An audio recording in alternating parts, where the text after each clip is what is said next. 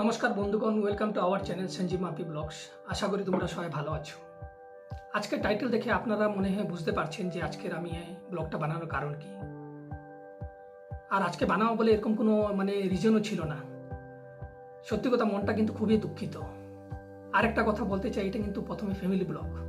এই first time কোনো একটা আমি চর্চা করছি, যেহেতু আমাদের দেশের নিয়ে কথা। এটা কোনো পলিটিক্স বা রাজনীতি নিয়ে কিন্তু এই চ্যানেলটা না, কিন্তু বা কোনো রিলিজিয়নকে নিচা দেখানোর জন্য। 22 এপ্রিলে যে কাশ্মীরে যে ঘটনা হয়েছে আমাদের পেহেলগামে, কাশ্মীরে, আপনারা চিন্তা ধারণা করে দেখেন কি নির্মমভাবে এরা পাকিস্তানি তোরা নিঃসহায় মানুষকে হত্যা করেছে। যে 26 জন ছিল, শুধু ওদের দোষ ওরা যে হিন্দু। ওরা যদি এখানে যদি ওদের জিগায় তোমাদের ধর্ম কি, কালমা পড়ে শোনাও, যদি আপনার কালমা পড়তে পারেন তবে আপনারা বাঁচবেন, নাহলে বাঁচবেন না। বেশি দূর নেই আপনারা যেমন ভাবছেন, এটা কিন্তু ভবিষ্যতে আমাদের উপরে কিন্তু একটা মহা বিপদ আছে। এখন যদি আমরা সতর্ক যদি না হই, আর ভবিষ্যতে কিন্তু অনেক দেরি হয়ে যাবে। কিন্তু আপনারা এই কথাটা মনে রাখবেন।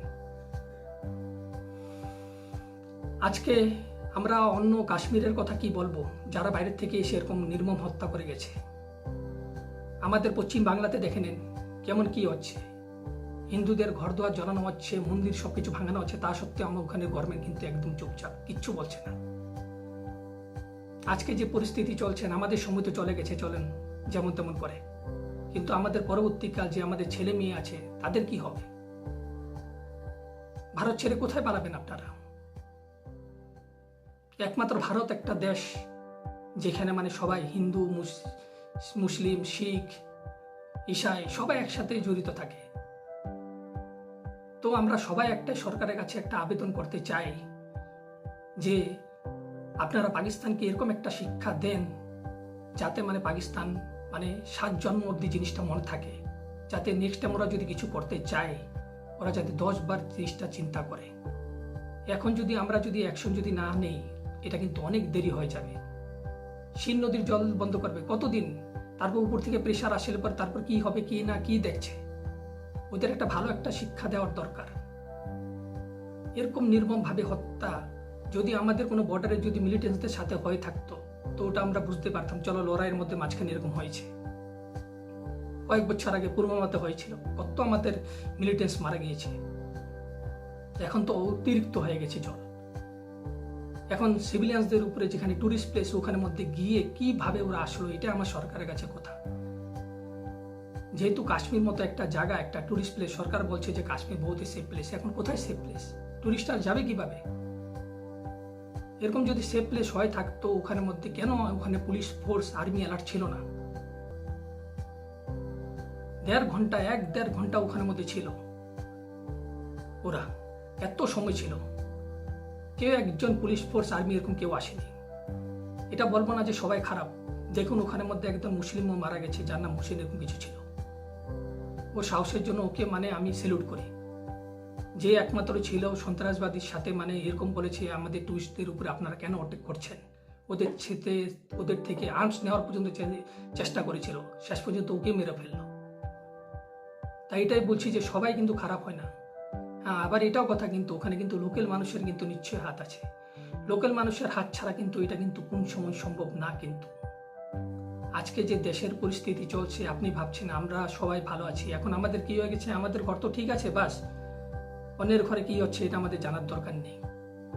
ধীরে ধীরে কিন্তু আগুন যেখানে চলবে না, তো আমাদের এখানে পুষতে কিন্তু বেশি সময় লাগবে না। কিন্তু আজকে কাশ্মীর থেকে তারপরে কোথায় যায় কি হয়। আর সবের থেকে বড় কথা, শত্রু আর বাইরে নেই, শত্রু আমাদের ঘরের মধ্যে আছে। তো আমাদের এটা ডিসিশন নিতে হবে। সরকার কিছু একটা আলোচনা করে, কিছু একটা যদি না করে, তবে কিন্তু এটা কিন্তু অনেক পরবর্তীকালে অনেক দেরি হয়ে যাবে। তো আজকে ব্লগটা বানানোর এইটাই কারণ ছিল, আমি জানতে চাই আপনাদের মন্তব্য কি, আর সরকার কি করা উচিত। আমার মতে যা ছিল আপনাদের সামনে আমি প্রকাশ করেছি। সত্যি কথা, মনটা যে এত খারাপ লাগছে। কার নিজের বাবা হারিয়েছে, কার নিজের সন্তান হারিয়েছে, কার নিজের স্বামী হারিয়েছে। এরকম কি আপনারা জানেন? 6 দিন মাত্র হয়েছে একজন ভদ্র মহিলার, যার বিয়ে হয়েছিল, তার স্বামীকে নির্মমভাবে হত্যা করা হয়েছে ওনার সামনে। জানি ওর হাতের মেহেন্দির রংটাও উঠেনি। এরকম যে ভিডিও ওরা বানিয়েছিল বিয়েতে, এত খুশির জিনিস ওটা জানি ওদের হাতে জানি আসেনি, বাড়িতে যে ওরা শ্বাস সরঞ্জাম করেছিল ওটাও জানি এখনভাবে ক্লিয়ার করা হয়নি। ভাবুন কি চলছে ওদের মনে দুঃখ। ওটা আমরা যতই বলি, আমরা প্রকাশ করি, আমরা বলি, কিন্তু ওদের মনে দুঃখটা আমরা কিন্তু কোনদিন প্রকাশ করতে পারবো না। ভাববেন না যে আমরা সেফ আছি বলে। আজকে যদি আমরা সরকার যদি এরকম যদি কোনো একটা ডিসিশন যদি না নিয়ে থাকে, এটা কিন্তু অনেক দেরি হয়ে যাবে। ভারত একটা মাত্র দেশ যেখানে বলছি যে যেখানে হিন্দু, শিখ, ইসাই সবাই একসাথে থাকে।